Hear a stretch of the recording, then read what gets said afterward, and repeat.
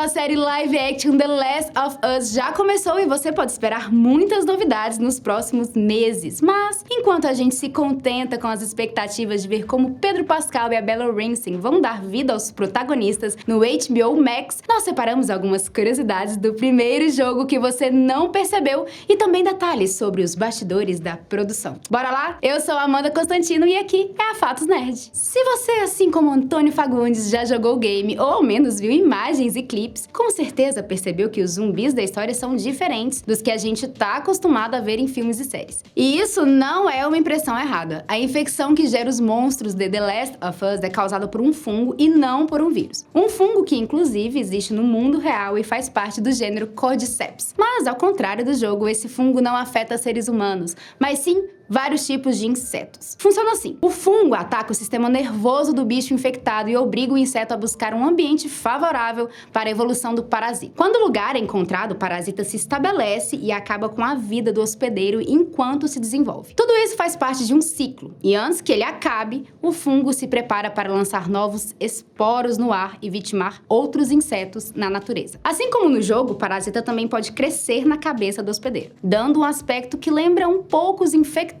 em The Last of Us. Só que, claro, não tão bizarro como no jogo.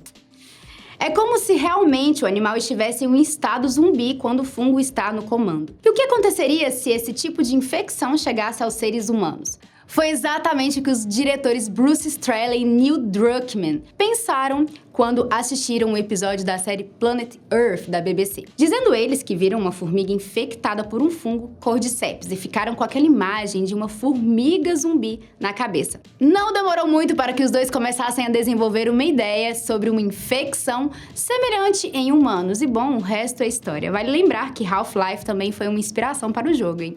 Enquanto isso, você lembra da personagem Tess? Aquela companheira forte e confiável do Joel que estava ajudando a levar a Ellie até os vagalumes? Essa mesma. O final dela foi muito trágico no jogo, não tem como negar. Mas sabia que os primeiros esboços da Tess a colocavam como uma vilã da história? Na verdade, não como uma simples vilã, mas como a principal antagonista. A ideia era que a Tess se sentiria traída por alguma atitude do Joel durante o game e a personagem passaria a narrativa perseguindo tanto ele quanto a Ellie. Nada a ver com o resultado final. Em determinado momento desse roteiro alternativo, a Tess conseguiria enfrentar e capturar o Joel e faria com que a Ellie se tornasse responsável por salvá-lo. As duas se enfrentariam ao final e Tess seria a primeira pessoa que ele mataria na vida. Bem dramático, hein?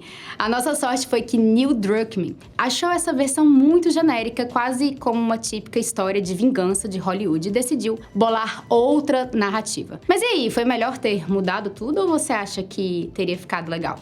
Bom, eu acho que tá perfeito do jeito que tá, né? Eu também. E já que a gente entrou nessa onda de ideias descartadas, tem uma que teria sido pra lá de interessante, mas que provavelmente teria dado uma baita dor de cabeça pros jogadores. Se já não era fácil derrotar aqueles infectados gigantes, imagina só um elefante infectado. A intenção era colocar o animal para perseguir o Joel em algum momento da história, só que acabou que os desenvolvedores acharam melhor não incluir animais infectados. Haja munição pra derrubar um bicho desse. Além dessa ideia, também foi descartada outra, que dava um filhotinho de cachorro como companheiro da Ellie. Uma ideia que acabou se transformando em mais uma dor de cabeça para os jogadores em The Last of Us Part 2. Inclusive, vale lembrar que Ellie foi interpretada por Ashley Johnson nos dois jogos da franquia e não por Elliot Page, como muita gente pensou quando saíram as primeiras imagens do game. A repercussão foi tamanha que a equipe de The Last of Us precisou fazer algumas modificações para deixar a personagem com o rosto um pouco diferente. Só que ainda assim, muitos fãs continuaram achando a Ellie parecida com o ator, inclusive eu. Quando um usuário do fórum perguntou se ele teria aceitado o papel caso tivesse sido oferecido, Elliot meio que desconversou e disse que não gostou muito dessa semelhança, ainda mais porque na época ele estava atuando no game Beyond Two Souls, e toda essa confusão poderia fazer os jogadores pensarem que era a mesma pessoa nos dois jogos. Me diz nos comentários se você foi um desses que também se confundiu na época. E olha, como um jogo tão extenso como The Last of Us, é claro que a Naughty Dog não perderia a oportunidade de colocar easter eggs no decorrer da narrativa. Alguns que os fãs mais encontraram são os 3 consoles PS3 durante o jogo. E como a produtora é a mesma que desenvolveu os games de Uncharted, você vai conseguir encontrar algumas coisinhas bem curiosas. Por exemplo, o bar em que o Joel entra em determinado momento é o mesmo estabelecimento que Nathan Drake aparece no início de Uncharted 3. Duvida disso? Então dá só uma olhada na arquitetura do lugar e principalmente no vitral com o desenho de um pelicano. Inclusive, quando você anda com o Nathan pelo bar, dá pra ver o artigo de um jornal que fala sobre cientistas estarem em uma luta para compreender um fungo mortal. Muita coincidência, não acha? Tudo isso fez com que os fãs acreditassem que as duas franquias se passam no mesmo universo, que foi ainda mais reforçado com algumas coisas em The Last of Us Part 2. Só que eu te falo sobre isso em outro vídeo, se você quiser. O fato é que até o nome do bar é... O fato é que até o nome do bar também é um easter egg, o Sullivan's Irish Pub, uma homenagem ao parceiro de Nathan, Victor Sullivan. Além dessas referências, quando Ellie Joel passa por uma loja de brinquedos, dá pra ver um jogo na prateleira de nada mais, nada menos do que da franquia Uncharted. Sem falar de um jornal aleatório que tem uma manchete bizarra dizendo Uncharted 13, Justin Bieber como Drake. Será que foi só uma piada ou a franquia de jogos de aventura é, na verdade, uma série de filmes em The Last of Us? Só o futuro vai dizer. Agora vamos falar um pouquinho das intrigas dos bastidores. Quem nunca, não é? Zack Snyder que o diga. Acontece que durante o processo de desenvolvimento do marketing, em que são feitas as artes, capas e afins, alguns executivos fora da Naughty Dog pressionaram a desenvolvedora a modificar as imagens que tinha Ellie em destaque. Alguns pedidos foram ainda mais rígidos e solicitaram que apenas o Joel aparecesse como protagonista na capa. E o motivo disso é até um pouco óbvio. Provavelmente os executivos com a cabeça no passado pensaram que uma garotinha na capa poderia atrapalhar as vendas. E logicamente estavam errados. A Naughty Dog não só rejeitou o pedido, como ainda fez questão de colocar mais mulheres na equipe. E o resultado? Anota aí, meu querido hater da Ellie. Em apenas uma semana, The Last of Us vendeu mais de 1.300.000 cópias. E depois de 14 meses, mais de 8 milhões foram comercializadas. Olha que eu estou falando apenas do primeiro jogo. O segundo, que tem um zoom bem grande na cara de Ellie... Dá um zoom aqui, editor.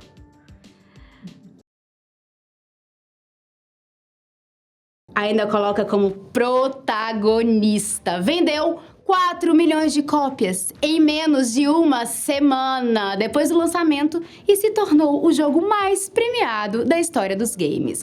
Merecido, né? Chupa essa, hater.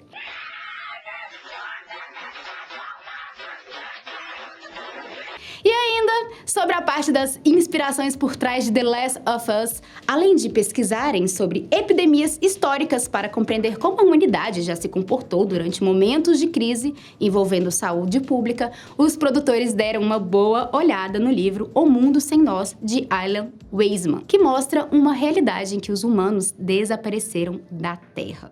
Claro que eles não usaram todo o contexto do livro, mas a obra faz com que entendessem melhor como seria uma sociedade devastada por um fungo mortal. Além disso, Neil Druckmann chegou a dizer que usou a própria experiência de ter se tornado pai para desenvolver a relação entre Ellie e Joel. E fala sério, quem não queria aprender a tocar violão com o Joel? Para ele, era importante mostrar até onde um pai iria para salvar a vida de um filho. Até onde o personagem estaria disposto a abrir a mão. Errou! Até onde o personagem estaria disposto a abrir mão para deixar a Ellie viva. Acertou!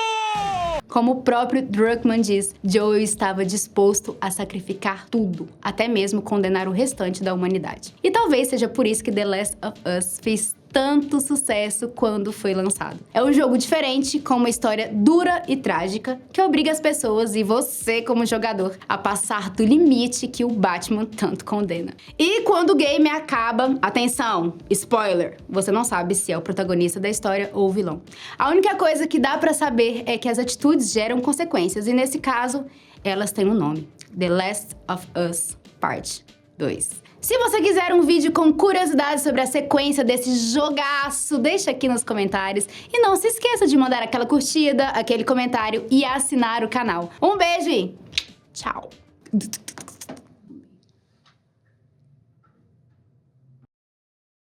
Bleh.